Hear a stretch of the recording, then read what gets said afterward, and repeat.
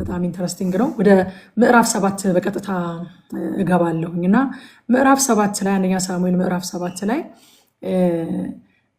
እውነተኛ ሪቫይቫል ከስሜት ወይም ከሃይማኖታዊ ስርዓት ሳይሆን ከንስሐ እንደሚጀምር የምናይበት ነው። ምዕራፍ 7 እስራኤል ንስሐ እስኪገቡ ድረስ የእስራኤል ታቦት የእግዚአብሔር ታቦት 20 ዓመት ከነሱ ርቆ እንደቆየ እናያለን። ዘመን ስለረዘመ ወይንም ደግሞ የሆነ ስሜታዊ ነገሮችን ሃይማኖታዊ ስርዓቶችን ስለፈጸምን እግዚአብሔር ክብሩን አይመልስም። ታቦቱ 20 ዓመት ያህል በፍልስጤም ምድር እንደተቀመጠ እንመለከታለን። ቁጥር 3 ላይ ስንመጣ ሳሙኤልም የእስራኤልን ቤት ሁሉ በሙሉ ልባችሁ ወደ እግዚአብሔር ከተመለሳችሁ እንግዶችን፣ አማልክት፣ አስታሮትን ከመካከላችሁ አርቁ፣ ልባችሁንም ወደ እግዚአብሔር አቅኑ፣ እርሱም ብቻ አምልኩ፣ ከፍልስጤማውያንም እጅ ያድናቸዋል ብሎ ተናገራቸው። የእስራኤል ልጆችም በአሊምና አስታሮትን አራቁ፣ እግዚአብሔርንም ብቻ አመለኩ ይለናል።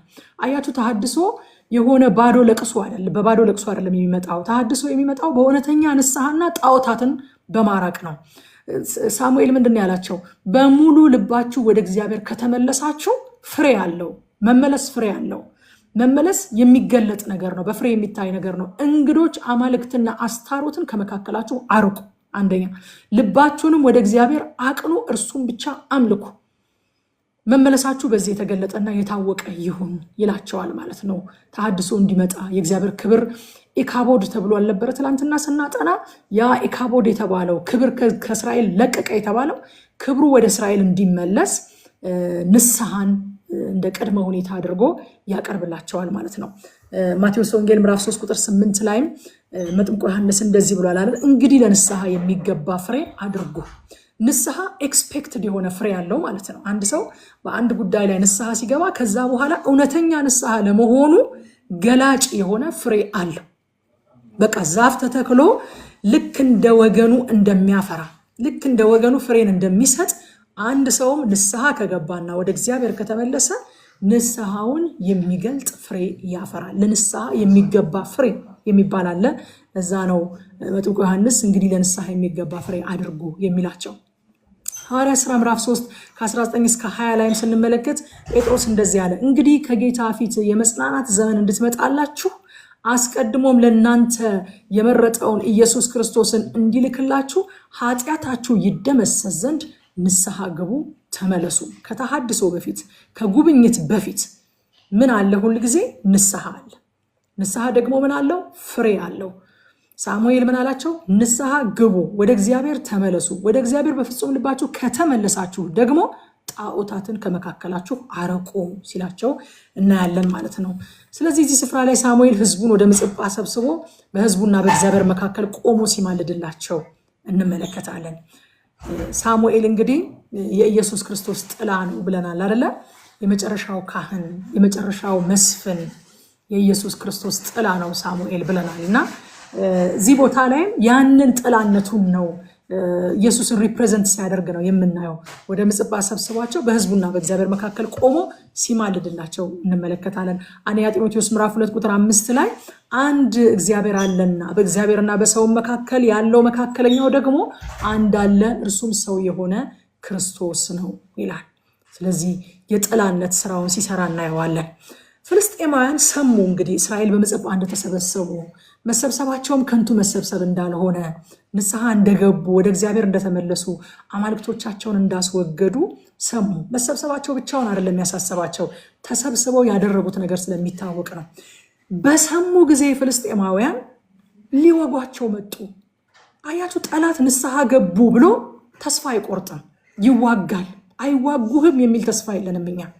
እንደውም ወደ እግዚአብሔር ስንቀርብ፣ ወደ እግዚአብሔር ስንጠጋ፣ መንገዳችንን ከእግዚአብሔር ጋር ስናስተካክል ጠላት ያለ የሌለ ኃይሉን አሰባስቦ ሊወጋ ይወጣል። ፍልስጤማውያን ያለ የሌለ ኃይላቸውን አስተባብረው እስራኤልን ሊወጉ ወጡ። በዛ ስፍራ ላይ ቁጥር 8 ላይ የእስራኤልን ልጆች ሳሙኤልን ይላል ከፍልስጤማውያን እጅ ያድነን ዘንድ ወደ አምላካችን ወደ እግዚአብሔር ትጸልይልን ዘንድ አትታክት አሉት። እኔ ይህ ቃል በጣም ገረመኝ። አትታክት ማለት ምንም በሌለበት ቦታ ሰው አትታክት አይልም። ስለ ሌሎች መማለድ ያታክታል። ስጋን ደስ የሚያሰኝ ጸሎት አይደለም፣ በቀጥታም ተጠቃሚ አያደርግም። ስለዚህ ሳሙኤልን ምን አሉት? ስለኛ ወደ እግዚአብሔር ወደ አምላካችን ትጸልይልን ዘንድ አትታክት።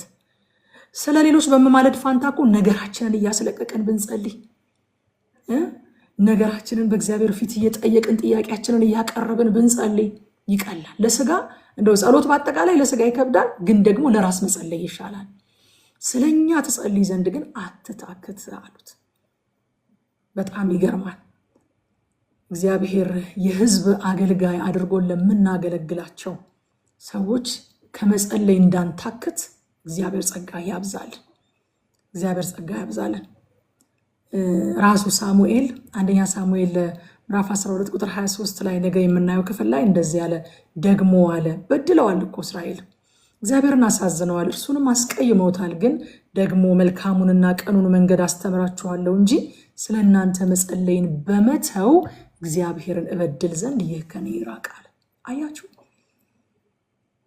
እግዚአብሔር የሕዝብ አገልጋይ ካደረገ ለምናገለግላቸው ሰዎች አለመማለድ እግዚአብሔርን መበደል ነው። ለካ አለመማለድ በደል ነው።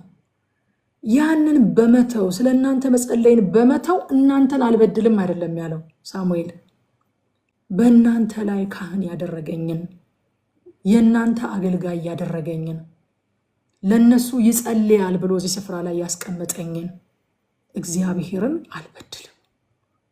አያችሁ፣ እንደሚገባ አለማገልገል፣ እግዚአብሔር ባስቀመጠን ስፍራ እንደሚገባ አለማገልገል፣ ኃላፊነታችንን አለመወጣት። ይሄ እዚህ ቦታ ላይ የምናየው የሆነ በአገልግሎት ታይትል ይዘው የሚታወቁ አገልጋዮችን ብቻ እያሰብን እንድንሰማ አልፈልግም። እግዚአብሔር ስለ ቤተሰባችን ያምነናል። እግዚአብሔር 3ም 4ም ቢሆኑ በዙሪያችን ስላሉ ሰዎች ያምነናል። ስለነሱ እንድንማለድ ይጠብቃል። እግዚአብሔር ስለነሱ አለመማለድ እግዚአብሔርን መበደል ነው። ሳሙኤል እናንተን መበደል ነው አላለም፣ እግዚአብሔርን መበደል ነው ያለው። ይህ ነገር ከኔ ይራቃል እና እዚህ ቦታ ላይ ማለደላቸው፣ እግዚአብሔርም ሰማው። እስራኤል ከእግዚአብሔር ጋር በንስሐ ታርቀው ጣዖታቸውን አስወግደው ሳሙኤል ደግሞ ወደ እግዚአብሔር ሲማልድላቸው በጦር መሳሪያ ከፍልስጤም ጋር አልተዋጉም። እግዚአብሔር ሰልፉን ተረከበ። አያችሁ፣ እኛ ከእግዚአብሔር ጋር መስማማት ነው ያለብን። እኛ ከእግዚአብሔር ጋር ስንስማማ፣ እኛ ፊታችንን ወደ እግዚአብሔር ስንመልስ ፊቱ በእኛ ላይ ይበራል፣ በጠላቶቻችን ላይ ግን ይከብዳል። ሰልፉ የኛ አይሆንም። ሰልፉ የኛ አይሆንም። ቁጥር 10 ላይ ሳሙኤል የሚቃጠለውን መስዋዕት ሲያሳርግ ይላል፣ ፍልስጤማውያን ከእስራኤል ጋር ሊዋጉ ቀረቡ። እግዚአብሔርን በዚያች ቀን በፍልስጤማውያን ላይ ታላቅ ነጎድጓድ አንጎደጎደ፣ አስደነገጣቸው፣ በእስራኤልም ፊት ድል ተመቱ ይላል። ሰልፉ የእግዚአብሔር ነው። ዘጸአት ምዕራፍ 14 ቁጥር 14 ላይ ሙሴ እንደዚህ ብሏቸዋል፣ እግዚአብሔር ስለ እናንተ ይዋጋል፣ እናንተም ዝም ትላላችሁ ይላል። እኛ ከእግዚአብሔር ጋር ስንስማማ፣ እኛ ከእግዚአብሔር ጋር ስንታረቅ፣ አስወግዶ ያለንን ስናስወግድ፣ ፊታችንን ወደ እሱ ስንመልስ ሰልፉን ይረከባል እግዚአብሔር። አሁን ከኔ ጋር ነው ይላል። ፍልስጤማውያን ሲመጡ ከእነሱ ጋር አይደለም፣ አሁን የምትዋጉት ከኔ ጋር ነው ይላቸዋል። ክብር ለእግዚአብሔር ይሁን። ለዚህ ነው ሐዋርያው ጳውሎስ ሮሜ ምዕራፍ 8 ቁጥር 31 ላይ እንግዲህ ስለዚህ ነገር ምን እንላለን አለና፣ እግዚአብሔር ከኛ ጋር ከሆነ ማን ይቃወመናል አለ። አያችሁ፣ እኛ እርግጠኞች መሆን ያለብን እግዚአብሔር ከኛ ጋር ነው ወይ? ከእግዚአብሔር ጋር ሰላም ነን ወይ? እግዚአብሔር ከኛ ጋር ነው ማለት አንዳንድ ጊዜ አንዳንድ ሰዎች እንደው ጉንጭ የሚያለፋ ክርክር ይዘው ይመጣሉ። በቃ በአዲስ ኪዳን ለዘላለም ከኛ ጋር ሊኖር መንፈስ ቅዱስ መጥቷል። አዝኖ ኮንች ሆኖ ቆዝሞ ኢንአክቲቭ ሆኖ የማይሰራ ሆኖ በውስጣችን ቢቀመጥ መንፈስ ቅዱስ ካለመኖር በምን ይለያል? እግዚአብሔር ግን አክቲቭሊ እግዚአብሔር ከኔ ጋር ነው ስንል እኮ አክቲቭሊ ደስተኛ ሆኖ ሰልፌን ተቀብሎ ከኔ ጋር እኔ ከሱ ጋር ተስማምቼ ሲሆን የዛን ጊዜ ነው እግዚአብሔር ከኔ ጋር ነው የሚለው እዚህ ጋር የተጻፈበት ሴንስ የዛን ጊዜ ነው ትክክለኛ ትርጉሙን የሚያገኘው። እግዚአብሔር ለዘላለም ከኛ ጋር መሆኑ የማይካድ እውነት ሆኖ ሳለ ግን ደግሞ ከመንፈስ ቅዱስ ጋር ለመስማማትና መንገዳችንን ሁልጊዜ ከሱ ጋር አንላይን ለማድረግ ስናጠፋ በንስሐ ከሱ ጋር እየተስማማን ለመሄድ የሚያደናቅፍ ትምህርት ሊሆን አይገባም። ይሄ እኮ በረከት ነው እንጂ መንፈስ ቅዱስን ለማሳዘን የተሰጠን ላይሰንስ አይደለም። ሁልጊዜ ከኔ ጋር ነው የትም አይሄድም በማለት እሱን ልናሳዘንበት የተሰጠን ላይሰንስ አይደለም። ታላቅ በረከትን የተነገረን እኮ ለዘላለም ከእናንተ ጋር እንዲኖር መንፈሴን እሰጣችኋለሁኝ የሚለው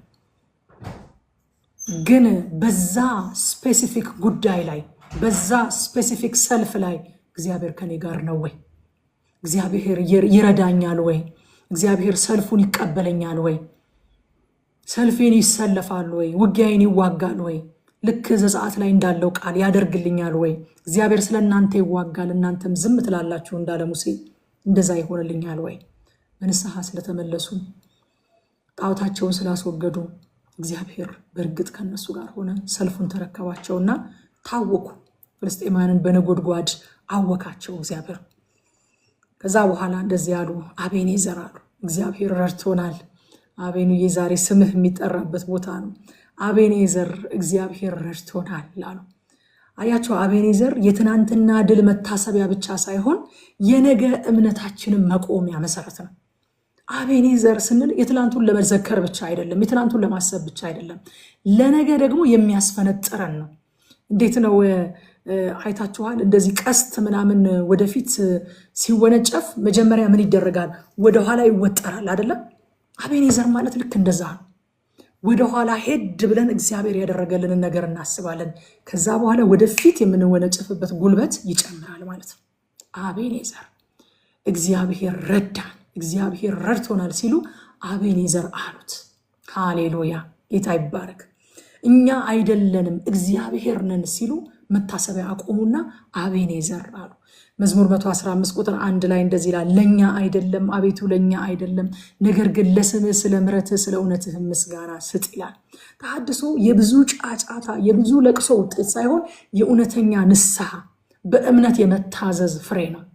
እግዚአብሔርን ማመስገን ደግሞ መታሰቢያ ማቆም፣ አቤኔዘር ማለት ደግሞ የትላንትናውን ድል ለመዘከር ብቻ ሳይሆን ለወደፊቱ ለመወንጨፍ ጉልበት የሚሰጥ ነገር ነው ማለት ነው።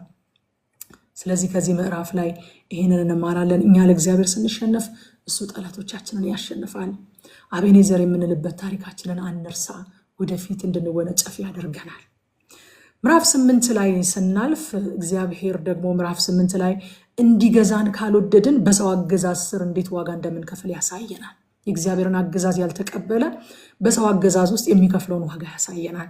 የሳሙኤል ልጆች እስራኤልን በደሉ፣ እንደ አባታቸው አልሆኑ እና ልጆቹ ስለበደሏቸው ዓይናቸውን ወደ እግዚአብሔር አንስተው እንደ ፈቃድህ የሆነ መሪ ስጠን በማለት ፋንታ ወደ አሕዛብ ዓይናቸውን አቅንተው በአሕዛብ ቀኑ፣ ጎመጁ። እንደነሱ መሆን እንፈልጋለን አሉ። እንደነሱ አይነት ንጉሥ ስጠን፣ እኛም ደግሞ እንደ አሕዛብ በፊታችን የሚወጣና የሚገባ በሰልፋችን ጊዜ የሚዋጋልን ንጉሥ እንፈልጋለን፣ እኛም ደግሞ እንደ አሕዛብ እንሆናለን ያሉበት ቦታ ነው። እግዚአብሔር ምን ይላቸዋል? ከመካከላቸው ውጡ፣ የተለያችሁ ሁኑ። እስራኤል ምን ይላል? እንደ አሕዛብ መሆን እፈልጋለሁ። ይሄ ነው ቻሌንጁ። በቃ ይሄ ነው መተላለፉ ያለው እዚህ ጋር ነው። አሕዛብን እያየን እኛ እንደ አሕዛብ መሆን እንፈልጋለን። የእግዚአብሔር ደግሞ የመጀመሪያው ጥሪ ምንድን ነው? ከመካከላቸው ውጡ፣ ዩኒክ ሁኑ፣ የተለያችሁ ሁኑ። አትምሰሏቸው፣ አትምሰሏቸው። በአእምሯችሁ መታደስ ተለወጡ እንጂ ይሄንን ዓለም አትምሰሉ። ዱ ናት ቢ ኮንፈርምድ።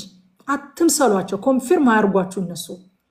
እስራኤል ደግሞ ጠዋትና ማታ የሚያለቅሰው ምን እያለ ነው? እንደ አሕዛብ መሆን እንፈልጋለን፣ እንደ አሕዛብ መሆን እንፈልጋለን፣ እንደ አሕዛብ አይነት ንጉሥ እንፈልጋለን። በጣም ይገርማል። የሕዝቡና የእግዚአብሔር መተላለፍ በጣም ይገርማል። እና የእግዚአብሔር ሕዝብ እንደ አሕዛብ መሆን ፈልገ። ወዳጆቼ፣ የእግዚአብሔር ሕዝብ ቢከፋውም ባይመቸውም ቢበደልም አብልጦ ወደ ውስጥ ሊጠጋ እንጂ ወደ ውጭ ሊጎመጃ አይገባው። ለምን? መንፈሳዊ ችግር በዓለማዊ ሶሉሽን አይፈታም። መዝሙር 20 ቁጥር 7 ላይ ዳዊት እንደዚህ ያለ፣ እነዚያ በሰረገላ እነዚያም በፈረስ ይታመናሉ አለ። አሕዛብ ልማዳቸው እንደዛ ነው። የአሕዛብ ትምክታቸው ይሄ ነው። እኛ ግን በአምላካችን በእግዚአብሔር ስም ከፍ ከፍ እንላለን አለ። ሃሌሉያ!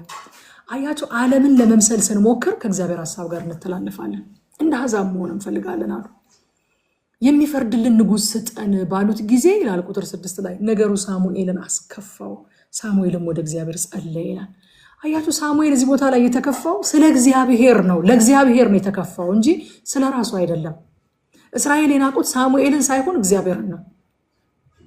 ንጉሥ አንግስልን፣ የሚፈርድልን ስጠን ባሉት ጊዜ ከፋው ሳሙኤል። የተከፋው ግን ለእግዚአብሔር ነበረ። ለምን ካላችሁ የእግዚአብሔር ሰው የራሴ የሚለው ክብር የለውም።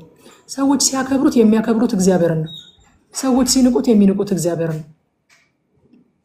አቤት ነገራችንን ከራሳችን ጋር ብናላቅቀው እኮ እንዴት የሰላም ሰዎች እንደምንሆን እንዴት እንደምናርፍ ከራሳችን ብናላቅቀው ማለት ነው። በቃ ከእግዚአብሔር ጋር ብናያይዘው ነገራችንን።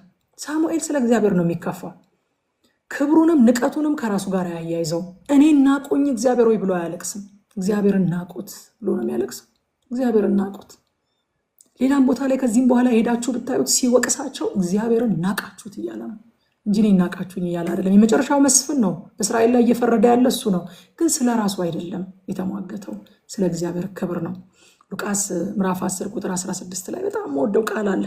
እንደው በዘመናችሁ ሁሉ ይሄ ቃል እንደ መልህቅ ሆኖ ከያዛችሁ ምንም ነገር አይሰብራችሁም። በቃ ሉቃስ 10:16 የሚሰማችሁ እኔን ይሰማል፣ እናንተን የጣለ እኔን ይጥላል፣ እኔንም የጣለ የላከኝን ይጥላል። ጌታ እንኳን ከራሱ ጋር አላያያዘውም። እኔን የጣለ it is not personal የላከኝን ነው የሚጥለዋል። አያችሁ እንዴት እንደሚያሳርፍ ይሄ ቃል። የሚሰማችሁ እናንተ ስለሆናችሁ አይደለም፣ በጣም ጎበዝ ተናጋሪ ስለሆናችሁ አይደለም፣ የተማራችሁ ስለሆናችሁ አይደለም። የሰማችሁ ክሬዲቱ የእናንተ አይደለም፣ እኔን ነው የሚሰማችሁ። የናቃችሁንም ደግሞ ዶንት ቴክ ኢት በጣም ፐርሰናል አትውሰዱት፣ የግል ጉዳይ አታደርጉት። የናቃችሁም እኔን ነው፣ የጣላችሁ እኔን ነው የሚጥለው። እኔን የጣለ ደግሞ የላከኝን ነው የሚጥለው። አያይዙት።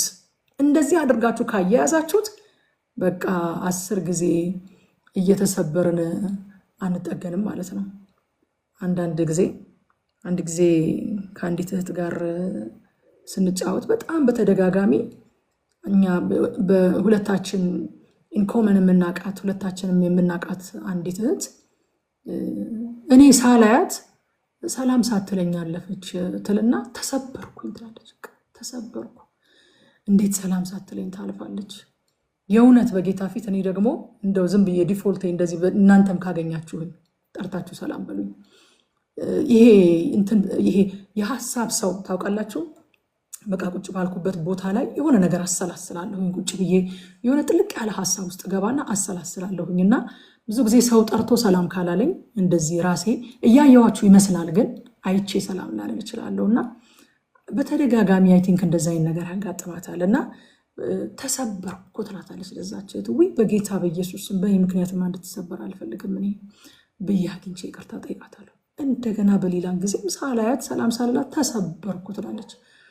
በመጨረሻ አንድ ቀን እኔ በጣም እንትን ብሎኝ እንደው እንደ ጨዋታም እንዲሆን እኔ እንደው አንዳንድ ሰዎች ወይ ፍራጃይል የሚል ተሰባሪ የሚል ይለጠፍልን እንጂ አልሆነልኝም እኔ ይሄ ነገር ብዬ ተናግሬ በቃ ያቺ እህት አትረሳውም እስከዛሬ ድረስ።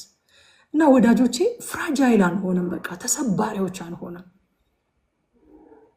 በቃ ዝም ብሎ ተሰበርኩኝ ተጎዳሁኝ በቃ ለእንደዚህ አይነት ይሄ መንፈሳዊ ዓለም ላይ እንደዚህ አይነት ለፍስፍስነት አይሰራም፣ በእውነት አይሰራም። በቃ የሄደ የመጣው ነገር ሊሰብረን አይገባም።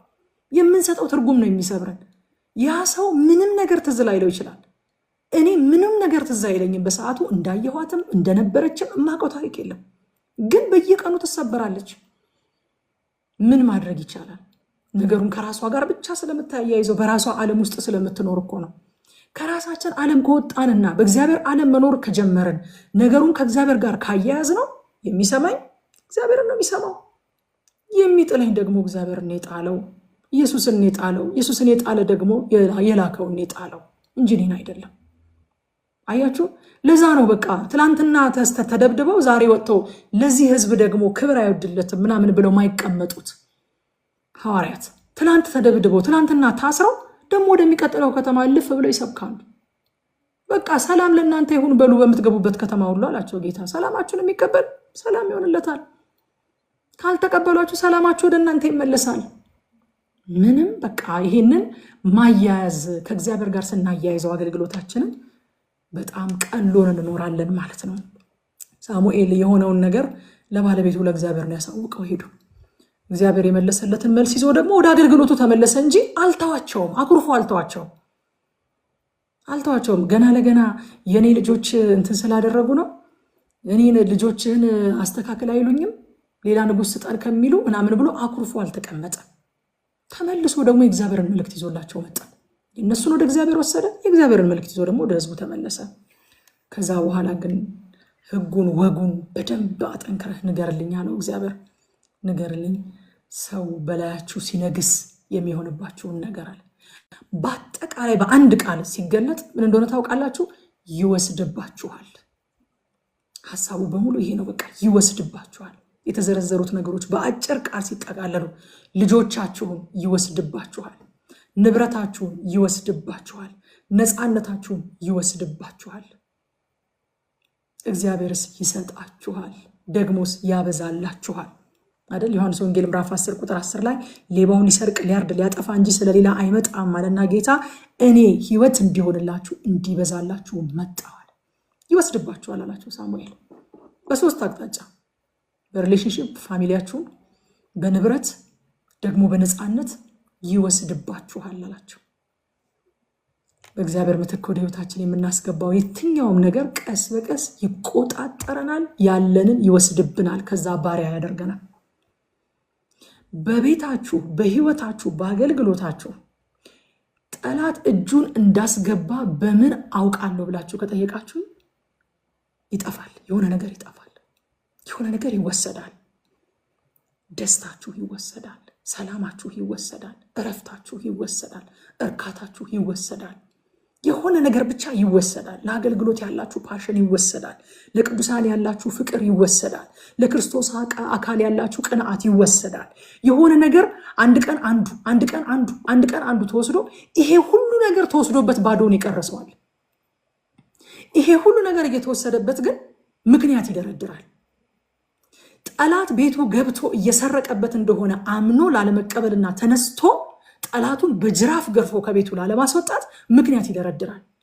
ለቤተ ክርስቲያን ያለው ፍቅር ሲወሰድ፣ ለቅዱሳን ያለው ፍቅር ሲወሰድ፣ ለአገልግሎት ያለው ፓሽን፣ እሳቱ፣ መቀጣጠሉ፣ መነቃቃቱ ሲወሰድበት ወይ በዘመኑ ያሳብባል፣ ወይ በዚህ ዘመን በተነሱ ባሉ አገልጋዮች ያሳብባል።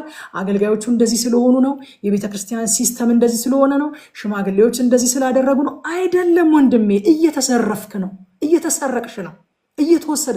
የሚጠፋ ነገር ካለ ቤት ውስጥ ምክንያት አትስጡ። ሌባው ገብቷል። በቃ በምንም ተአምር ችግር ሊኖር ይችላል፣ ጥፋት ሊኖር ይችላል። ነገር ግን እሳታችሁ ከጠፋ፣ ቅንዓታችሁ ከጠፋ፣ ፍቅራችሁ ከጠፋ፣ ሰላማችሁ ከጠፋ፣ እረፍታችሁ፣ እርካታችሁ፣ በቅዱሳን መሰባሰብ ያላችሁ ሐሴት፣ እነዚህ ነገሮች ከጠፉባችሁ ምክንያቱን ተውት። ምክንያቱ መሸፈኛ ነው። ሌባው ገብቷል። በቃ ጠረኑ አለ እዛ ቤት ውስጥ ማለት ነው። እየጠፋ ያለ ነገር ካለ ሌባው ለመግባቱ ምስክሩ እሱ ነው። ወገኖቼ ምክንያት አትደርድሩ፣ ይወስድባችኋል። መውሰድ ነው፣ መስረቅ ነው ስራው። ይሰርቃል፣ ያርዳል፣ ያጠፋል። ጌታ ግን ይሰጣል፣ ያበዛል። እየበዛ ያለ ነገር ካለ ደግሞ ቤታችሁ ውስጥ የእግዚአብሔር መገኘት ቤታችሁ ውስጥ በስቷል ማለት ነው። ሃሌሉያ። ሰላም ከበዛ፣ ፍቅር ከበዛ፣ መቀጣጠል ከበዛ፣ ቅንነት ከበዛ፣ ፓሽን ከበዛ፣ የቤተ ክርስቲያን ቅንዓት ከበዛላችሁ፣ የቅዱሳን ፍቅር ከበዛላችሁ፣ እየበዛ የሚመጣ ነገር ካለ እዛ ቤት ላይ የነገሰው ጌታ ነው። ምክንያቱም ጌታ ማብዛት ነው ስራው፣ መውሰድ አይደለም። ማብዛት ነው፣ መስረቅ አይደለም፣ ማጥፋት አይደለም። ጌታ ነው አይባልም። በቃ አይደለም። በቃ ፍቅር እየጠፋ ጌታ ነው አይባልም። ደስታ እየጠፋ፣ ሰላም እየጠፋ፣ እርካታ እየጠፋ፣ ቅንዓት እየጠፋ፣ ፓሽን እየጠፋ፣ መቀጣጠል፣ ትጋት፣ እነዚህ እየጠፉ ጌታ ነው አይባልም። ጠላት ነው። ነቅተን ልናባረረው ያስፈልጋል። ጌታ መስጠት ነው ስራው፣ ማብዛት ነው ስራው። ማርቆስ ወንጌል ምዕራፍ 10 ቁጥር 45 ላይ እንዲሁ የሰው ልጅ ሊያገለግልና ነፍሱን ለብዙዎች ቤዛ ሊሰጥ እንጂ ሊያገለግሉት አልመጣም ይላል። የማርቆስ ወንጌል ቁልፍ ቃል ነው ይሄ ጥቅስ። ሊሰጥ ነው የሚመጣው ኢየሱስ። እኔ ህይወት እንዲሆንላችሁ ደግሞስ እንዲበዛ እንዲትረፈረፍ አባንደንት እንዲሆን መጥቻለሁኝ አለ። ቁጥር 19 ላይ ይወስድባችኋል እየተባሉ ህዝቡ ግን የሳሙኤልን ነገር ይሰማ ዘንድ እምቢ አለ። እንዲህ አይሁን፣ ነገር ግን ንጉሥ ይሆንልን አሉት። ነገር ግን ንጉሥ ይሆንልን። እግዚአብሔር አንዳንዴ በልባችን ድንዳኔ የመረጥነው ነገር እንዲሆን ይፈቅዳል። ይህንን ወቁ። ነገሩ የእሱ ፍቃድ ሆኖ ሳይሆን ከቃሉ ካልተማርን ከውጤቱ እንድንማር ሲል ይፈቅዳል እግዚአብሔር። ስለ ንዝነዛቸው ነው የፈቀደላቸው ሳኦል በላያቸው ላይ እንዲነግስ። አዎ ሳኦልን ካለበት ቦታ የሚያመጣው እግዚአብሔር ነው። ለሳሙኤልም ሳኦል እንደሚመጣ የሚነግረው እግዚአብሔር ነው። ልክ ሲመጣ ራሱ ያ የነገርኩ ሰው ይሄ ነው ብሎ ኮንፈርሜሽን የሚሰጥ እግዚአብሔር ነው። ግን በመጀመሪያ የዚህ ነገር የመነሻ ሐሳቡ እግዚአብሔር ሳይሆን የእስራኤል ንዝነዛ ነው፣ የእስራኤል ልመና ነው። በቃ ከንዝነዛቸው የተነሳ ነው የሰጣቸው።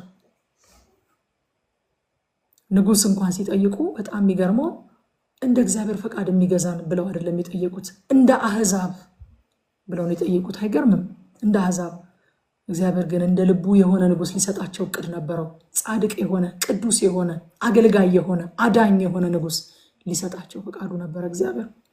ዘካርያስ ምዕራፍ 9 ቁጥር 9 ላይ አንቺ የጽዮን ልጆይ እጅግ ደስ ይበልሽ ይላል።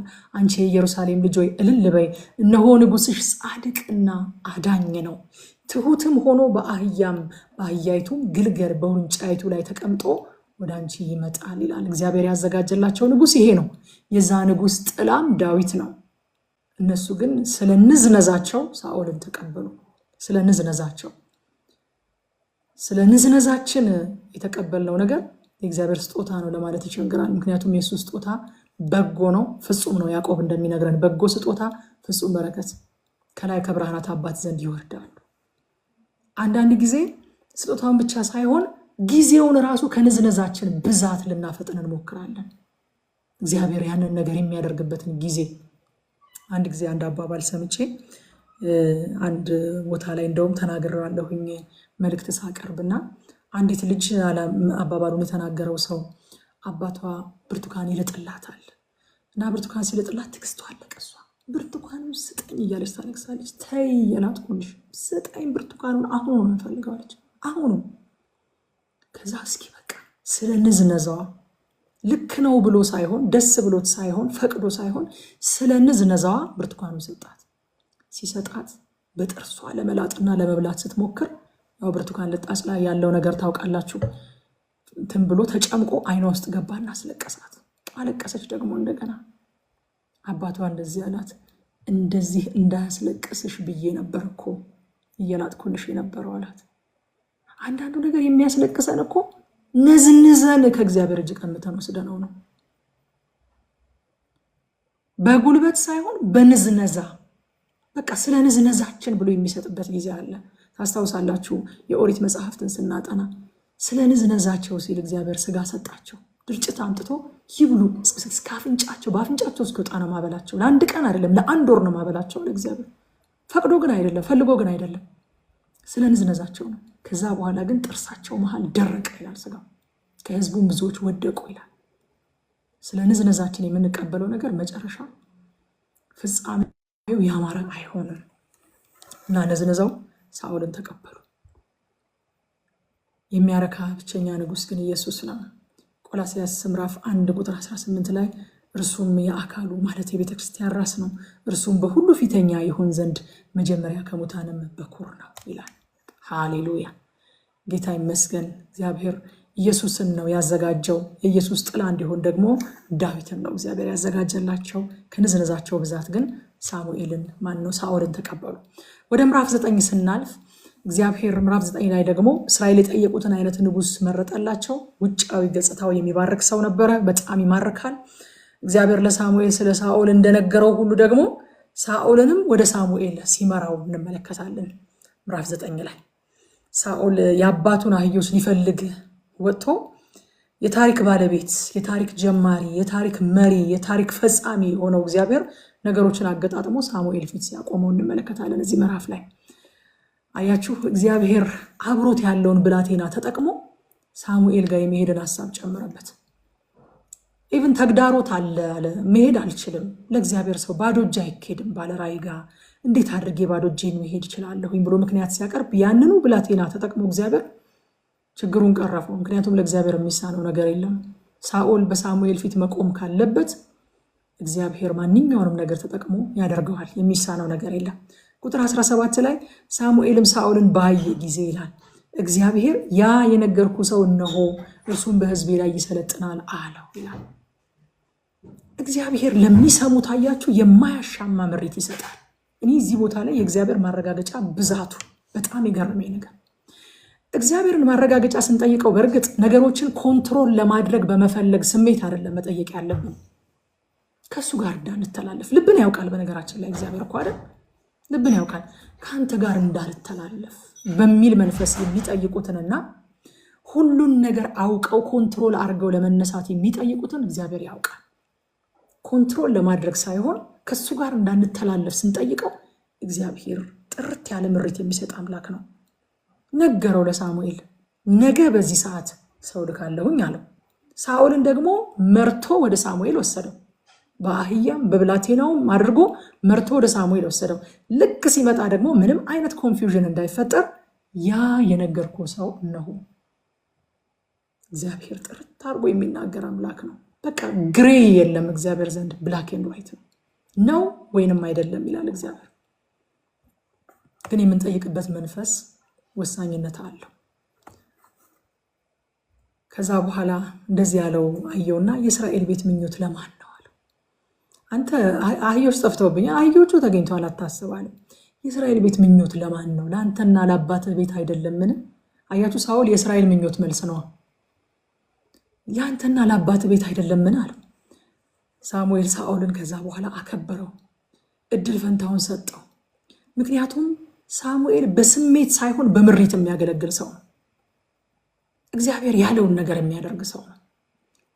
ሳኦልን ላለመቀበል ብዙ ምክንያቶች አሉት። ሳኦል ከመነሻው ከመጀመሪያው በእግዚአብሔር እንዳልተመረጠ ያውቃል። ህዝቡ እግዚአብሔርን ንቀው እግዚአብሔር እንዳይነግስባቸው ብለው ጠይቀው ያገኙት እንደ አሕዛብ መሆን እንፈልጋለን ብለው ያገኙት ንጉስ እንደሆነ ያውቃል። ስለዚህ ሳሙኤል ሳኦልን ለመናቅ ሳኦልን ላለመቀበል በውስጡ በቂ ምክንያቶች ነበሩት። ግን እግዚአብሔር ያለውን ተከትሎ የሚያገለግል ሰው ስለሆነ አከበረው። እድል ፈንታውን አምጣ ያስቀመጥኩለትን አለ ሰጠው፣ በፊቴ ብላ አለው። በዚያን ዕለት ይላል በጣም የሚገርም ነገር እኮ ነው። በዚያን ዕለት ሳኦል ከሳሙኤል ጋር በላ። ይሄ እኮ በጣም አስደናቂ ነገር ነው። ምግብ አብሮ መብላት ነግሬያቸዋለሁ ከዚህ በፊትም አይደለ? ምግብ አብሮ መብላት ጀስት ሆድን መሙላት አይደለም። ሆድን መሙላት አይደለም፣ መጠጋጋትን የክላስ አንድነትን ነው የሚያሳየው በእኛ ዘመን ቋንቋ ማለት ነው። የበቃ ይሄ የማህበረሰብ ደረጃ አለ አብሮ ለመመገብ የሚሆን ደግሞ በመንፈሳዊ ህይወት በእግዚአብሔር ቤት ባለ ስፍራ በዚህ ሁሉ የማስጠጋት የመቀበል ከዛ ሰው ጋር ህብረት ለማድረግ መፈለግ መፍቀድን ያሳያልና ሳሙኤል ከሳኦል ጋር በላ ይላል። በዚያን ቀን የሳሙኤልን ቅንነት የሳሙኤልን ሰው አክባሪነት እንመለከታለን። እዚህ ቦታ ላይ እግዚአብሔር ተራ በሚመስሉ ነገሮች ተጠቅሞ ወደ አሰበልን ስፍራ እንዴት ሊያደርሰን እንደሚችልም እናያለን። ሳኦል አህያ ፍለጋ ወጥቶ ንግስናን ይዞ ተመለሰ። ሁላችንም እንደምናውቀው ብዙ ጊዜ በየቤተክርስቲያን መድረክ ሲሰበክ እንደምንሰማው ወደ ውስጥ አልገባም። እዛ ውስጥ ምሳሌ 16:9 ላይ የሰው ልብ መንገዱን ያዘጋጃል ይላል፣ እግዚአብሔር ግን አካሄዱን ያቀናለታል። አፍተሮል የታሪክ ባለቤት እግዚአብሔር ነው። ሜጀር የሆነውን ነገር የሚመራው እግዚአብሔር ነው። ስለዚህ ሳኦልን ወደ ሳሙኤል ላከው። አንዳንድ ጊዜ የማይመቹ የሚመስሉ ሁኔታዎችን መዘግየቶችን ተጠቅሞ እግዚአብሔር መለኮታዊ በሆነ እቅድ አቅጣጫ የምንቀይርባቸውን መልካም አጋጣሚዎች በፊታችን ያመጣል። የአህያ መጥፋት የሚመች ነገር አይደለም እኮ፣ ጉድ ኒውስ አይደለም፣ ደስ የሚያሰኝ ነገር አይደለም። ግን እግዚአብሔር ሲገለብጠው ንግስናን ለመቀበል የሚሄድበትን መንገድ አዘጋጀለት ማለት ነው። ከዛ ደግሞ ሳኦል በአደባባይ ከመቀባቱ በፊት በጓዳ የመንግስትን ነገር ነገረውና ልቡን አዘጋጀው። ለአንተ የእግዚአብሔርን ቃል እነግርሃለሁ፣ ብላቴናውን እለፍ በለው አለ። የመንግስት ነገር ለሁሉ አይነገርማ። ብላቴናውን ከፊትህ እለፍ በለው፣ ለአንተ ግን የምነግርህ ነገር አለኝ፣ የእግዚአብሔርን ቃል እነግርሃለሁና ስማ አለው። እግዚአብሔር አደባባይ ላይ ማረጋገጫ እንጂ መረጃ አይሰጥም። ይህንን እንደው አበክሬ እነግራችኋለሁ። ምናልባት እግዚአብሔር ተናግሮን አልሰማነው ይሆናል እንጂ ትንቢት በአደባባይ ላይ የሚመጣ መልእክት ለኢንፎርሜሽን አይመጣም፣ ለኮንፈርሜሽን ነው የሚመጣው። አዲስ መረጃ አይሰጠንም እግዚአብሔር። እኔ እንዴት ምናምን የምንለው ነገር አይደለም የሚሰጠን። ወይ አልሰማነው ይሆናል። እግዚአብሔር በአንድም በሌላም ይናገራል፣ ሰው ግን አያስተውልም ይላል የኢዮብ መጽሐፍ። አላስተዋለን ይሆናል እንጂ እግዚአብሔር ይናገራል። ከልጅነታችን እንደ ፓሽን ሆኖ ውስጣችን ይቀመጣል። የልባችን ዝንባሌ ይሆናል፣ ወይ ደግሞ ስናየው የምንቆጭበት ክፍተት ይሆናል። እነዚህ ሁሉ እኮ የእግዚአብሔር የመናገሪያ መንገዶች ናቸው። በነገራችን ላይ ለምን እንደጠራኝ እግዚአብሔር ጥሬን እንዴት አድርጌ ለያለሁ ካላችሁ እነዚህ ሁሉ መለያዎች ናቸው። ጌታ ይረዳናል። አንድ ቀን ደግሞ ስለ ጥሪን ስለ መለየት እንማር ይሆናል እግዚአብሔር እድል ከሰጠን።